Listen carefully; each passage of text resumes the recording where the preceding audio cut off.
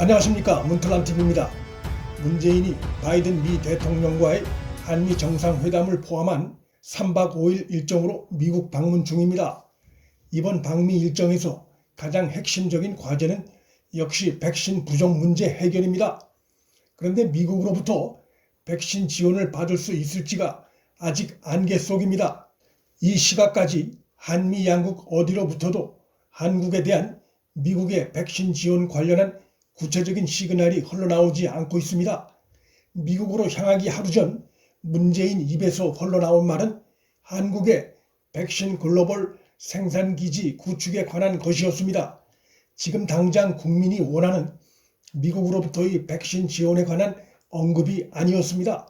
한미 간의 백신 지원에 관한 논의가 원활하지 못하다는 것을 의미하는 대목이기도 합니다. 미국은 해외에 백신 생산 기지를 구축하겠다는 입장이긴 하나 쿼드 참가국 중심 구상입니다. 미 국무부의 게일 스미스 코로나19 대응 및 보건안보조정관은 최근 바이든 행정부가 풀겠다고 밝혔던 백신 8천만 회분 관련해 어느 나라가 받느냐는 질문에 최종 결정을 내리진 않았지만 상당량을 코백스 프로그램을 통해 가난한 나라에 지원할 것이라고 답했습니다. 한국은 미국이 풀기로 한 8천만 회분 백신으로부터의 지원을 받기가 힘들어 보이는 상태입니다. 한국으로선 두 가지 방안이 떠오르고 있습니다.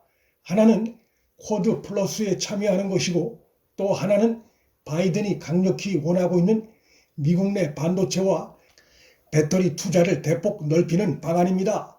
그런데 최근 들어 미국 정부 입장이 쿼드 참가국을 늘리지 않겠다는 입장을 나타내고 있어 한국이 참여한다면 옵저버 자격 정도의 참여 외엔 길이 없는 상황입니다. 국내 대기업의 미국 내 반도체와 배터리 생산량을 늘리는 투자 확대로 시급한 백신 조달에 미국의 협조를 기대하는 방안이 사실상 현재로선 유일한 방안입니다. 커트 캠벨 미국 백악관 국가안보회의 인도태평양 조정관은 최근 한미 정상회담을 앞두고 현 시점에서 쿼드를 확대할 계획은 없다고 밝혔습니다. 쿼드 옵저버 자격을 부여할 테니 미국의 관심 분야인 반도체와 배터리 분야에서 한국 기업들이 미국 내에 많은 투자를 하라는 압박의 의미를 담고 있습니다. 일본 총리는 지난 4월 미국을 방문해 쿼드 참여를 공식화함으로써 미국 화이자로부터 9월 말까지 일본 내 모든 접종 대상자에게 접종할 수 있는 상당량의 백신 수량을 확보했습니다. 한국은 미국의 반도체 등 주요 전략이 쿼드 중심으로 돌아간 만큼 삼성과 SK 등의 미국 투자를 통해 쿼드 옵저버 자격이라도 받아내 국내 백신 공급 부족에 숨통을 틔워야 하는 상황이 됐습니다. 중국 눈치 보다가 초기 가입 시기를 놓친 것이 한국으로선 뼈아픈 대목입니다. 미 국무부가 전 세계로부터 거의 매일같이 밀려드는 백신 지원 요청에 대해 자국의 코로나19 상황이 종료될 때까진 해외 지원이 어렵다고 발표한 상태에서 일본이 미국으로부터 엄청난 양의 백신 지원을 받았음을 발표했습니다. 일본의 쿼드 참가 결정이 결정적인 역할을 한 것입니다. 결국 한국 정부가 쿼드 옵저버 국가로도 참가하고 반도체 배터리 분야 대규모 투자를 함으로써 백신 지원을 받는 방안이 사실상 유일한 해법인데 여기에도 변수가 있습니다. 그 변수는 다름 아닌 문재인 변수입니다. 문재인 정권 일각에선 미국이 주도하는 쿼드 체제가 완성됐기 때문에 한국에 대해 더 이상 쿼드 참여 압박이 없을 것이라는 주장이 흘러나오고 있습니다. 하지만 이것은 상황을 나이브하게 보는 것입니다. 쿼드는 일종의 안보 동맹체입니다. 한국은 당연히 가입했어야 했는데 중국과 북한 눈치 보느라 여기에 빠졌습니다. 안보를 중시하는 미국 정부로선 안보 동맹체인 쿼드 참여 국가와 경제협력 국가와는 차원을 다르게 볼 가능성이 매우 큽니다. 반도체 투자도 한국이 미국에 지원하는 것이라고 단정할 수 없습니다. 미국 정부가 밀고 있는 마이크론이 최근 들어 삼성의 수익률을 따돌리는 충격적인 결과 발표가 나온 바 있습니다. 삼성 자체도 해외 경쟁사들로부터의 심각한 추적에 직면해 있는 상황입니다. 또 한 가지 우려되는 문재인 리스크가 있습니다.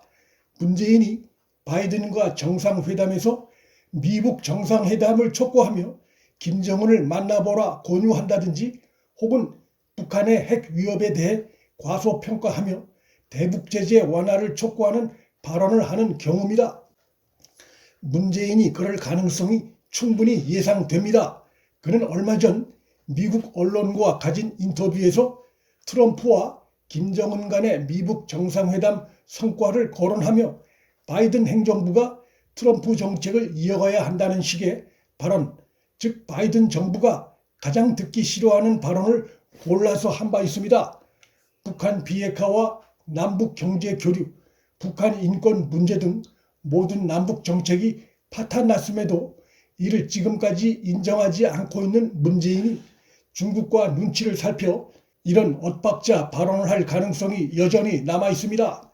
문재인의 이러한 행동은 미 행정부의 심기를 불편하게 할 수밖에 없고 한미 간 안보 동맹 가치를 훼손하고 시급한 백신 조달 문제에도 부정적인 영향을 미칠 수 있습니다.